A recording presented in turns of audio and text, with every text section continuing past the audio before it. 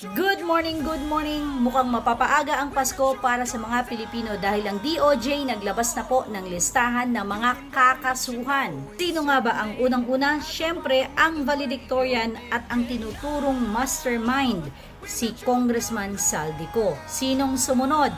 Si Chis Quezon Escudero. Ang runner-up po, first runner-up, ito pong ating pastor, si Joel Villanueva.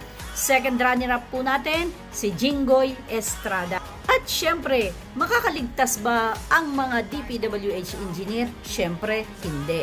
Pero ito ang tanong, bakit wala si Martin Romualdez?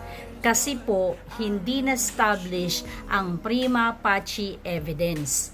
Kasi yung witness na present nitong si Marcoleta na sana'y magli-link sa mga DPWH papunta kay Martin Romualdez, hindi po matibay. Bakit? Unang-una, hindi sworn statement. Pangalawa, ang daming butas ng testimonies. Yan ang sinasabi natin. Sana kung kukuha kayo ng witness, yung talagang matibay at malinaw ang pagkakadikit para maging prima facie evidence. Kaso hindi, hilaw na hilaw yung pong witness. Kaya ang nangyari, hindi siya nag-number 1. Pero hindi pa naman huli ang lahat.